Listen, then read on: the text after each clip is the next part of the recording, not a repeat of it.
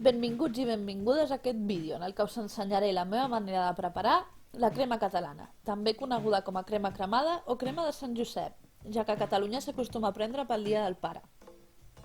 La majoria de receptes són molt semblants i quasi totes es fan amb entre 6 i 9 rovells d'ous per litre de llet. Aquests són els ingredients que faré servir.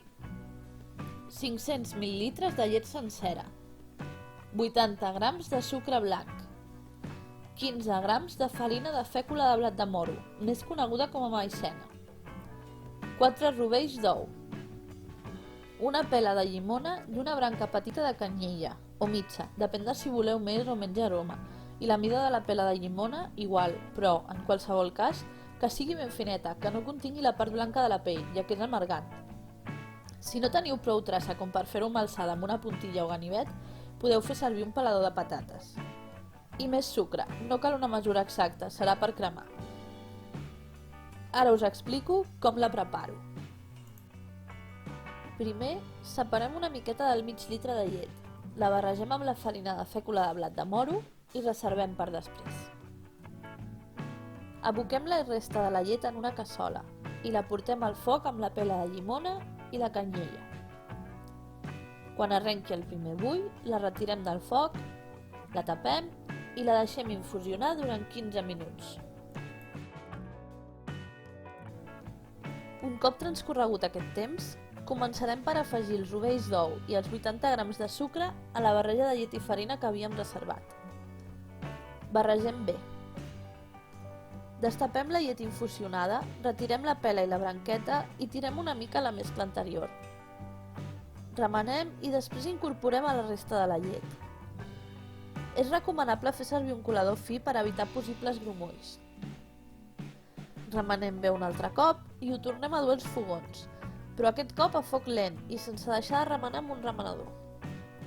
Quan comenci a espessir, ho retirem de seguida del foc, ja que la crema catalana té una textura suau, força líquida, i hem de tenir en compte que quan refredi encara quallarà una mica més.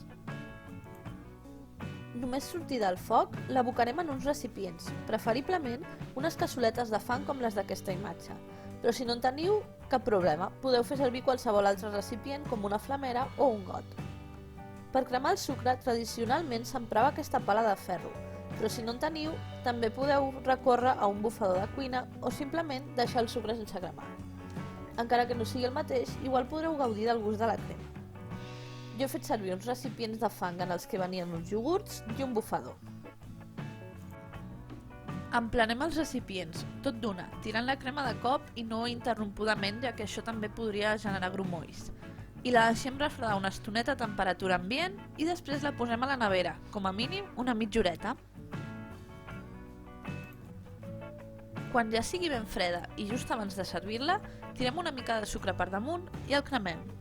La capa de sucre no ha de ser ni massa fina ni massa gruixuda, ja que si no, no quedaria un caramel ben cristal·litzat com per trencar-lo a cops de cullera. Cal servir i menjar un cop acabat de cremar, perquè si la deixem una estona s'escardarà i semblarà que s'hagi tallat la crema i no queda massa bé, tot i que, si us passa, us la podeu menjar igual, només afecta l'aspecte. Jo l'he servit amb uns carquinyolis, perquè també és típic menjar-los per Sant Josep per acompanyar la crema cremada. Combinen molt bé, ja que la textura de la crema és molt suau i els carquinyolis són ben cruixents. Si voleu saber com preparar-los, a la caixeta de descripció us deixo l'enllaç del vídeo on us explico com els faig jo, juntament amb la transcripció en català, castellà i anglès d'aquesta recepta.